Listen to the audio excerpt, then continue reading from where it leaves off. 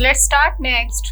Effects of change in temperature. तो अभी हमारे पास एक वर्ड आ रहा था लेटेंट हीट, हम उसको भी डिटेल में समझेंगे कि हमारे पास टेम्परेचर का क्या इफेक्ट होता है जब ये इंटरचेंज ऑफ स्टेट होता है।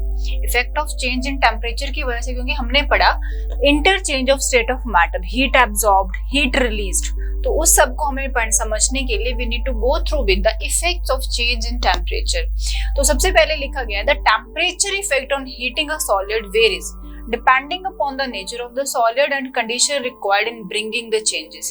सबसे पहले टेम्परेचर किस चीज पे डिपेंड करेगा कि जो सॉलिड है जिसका स्टेट चेंज होने वाला है उसका नेचर कैसा है, what is the nature of that solid and the condition required to bringing the change. कौन कौन सी कंडीशंस रिक्वायर्ड हैं कि चेंज जो है फेवरेबल हो जाए। फॉर एग्जांपल अब आइस है, when we are taking out ice from the freezer तो automatically at room temperature it start to be melting, तो ये खुद अपने आप मेल्ट होएगा क्योंकि इसको टेम्परेचर कंडीशंस वैसा मिल रहा है चेंज आने के लिए।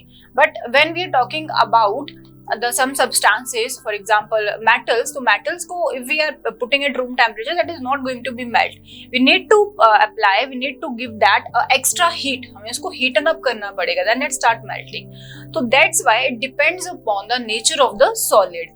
Another important thing, on increasing the temperature of solid the kinetic energy of the particle increases which overcome the forces of attraction। Now what is happening in case of solid? For example this is the solid, ये मेरे पास कोई solid है जिसको मैंने heat करना है। I am going to heaten up this for understanding the change of temperature.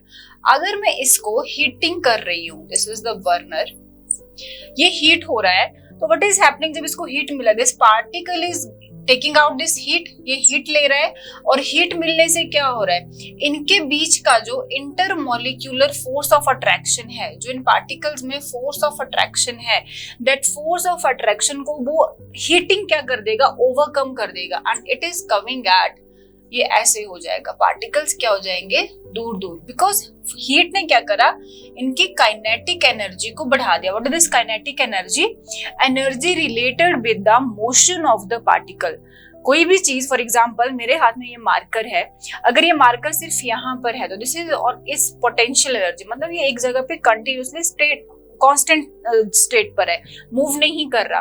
But when I am putting it down from my hand, जब ये अर्थ की तरफ गिर जाएगा डाउन साइड में, तो that is the kinetic energy. किस एनर्जी के साथ ही नीचे गिरा, कोई भी चीज जब मोशन में होती है that energy is called as kinetic energy, जिसकी वजह से वो मूव कर रहा है। Here is written over there, और increasing the temperature of solid the kinetic energy of the particle increases.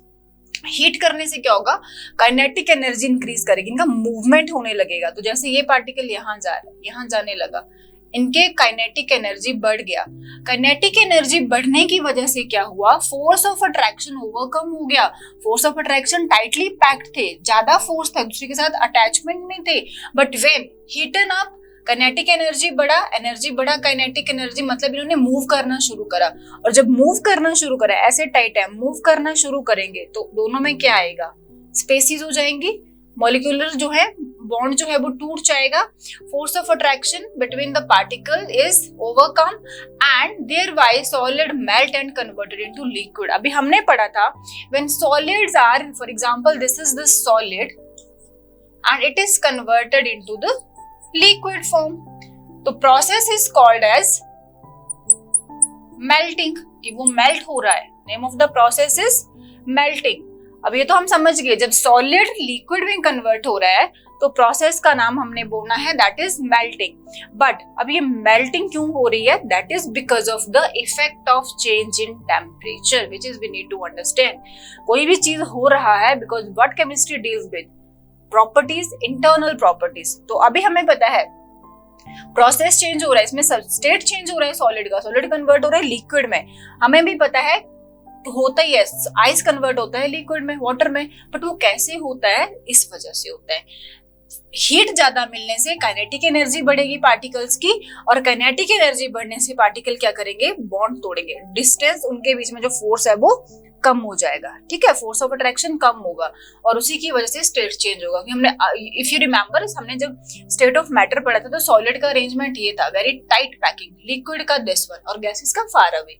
तो सॉलिड क्या हुआ, कन्वर्ट हो गया इस स्टेट में, लिक्विड में। So this is the effect of change in temperature. So now let's see other effects. The temperature at which solid melt to become a liquid at the atmospheric pressure is called its melting point. अभी हमने पढ़ा the process in which solid is converted into liquid. The name of the process is melting. And वो point, जिस point पे वो solid जो है completely melt होके हमें क्या दे रहा है, liquid दे रहा है, that point is called as melting point of that particular solid. तो very important definition, for example यहाँ पे हमारे पास सॉलिड है और जब सॉलिड क्या कन्वर्ट हो रहा है, लिक्विड में कन्वर्ट हो रहा है, पूरा सॉलिड क्या बन गया है, लिक्विड बन चुका है, लाइक दिस इज सॉलिड,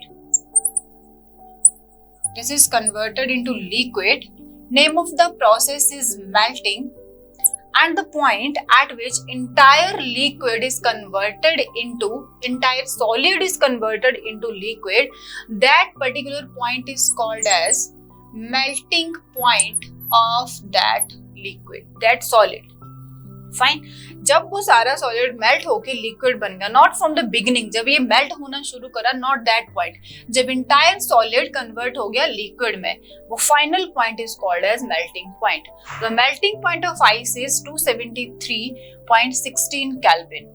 क्या मेल्टिंग पॉइंट है आइस का, 273.16 kelvin. Kelvin is the international unit of the temperature, जिसको हम यूज करते हैं इंटरनेशनल यूनिट के तरह से हम सेल्सियस भी यूज करते हैं। This is the conversion of unit, will do in next videos, but the melting point of ice is 273.16 kelvin, that is 0 degree Celsius. Celsius के केस में this is 0 degree Celsius. Next is the process of melting, that is change of solid state into liquid, is known as fusion. The process of melting, change of solid state into liquid.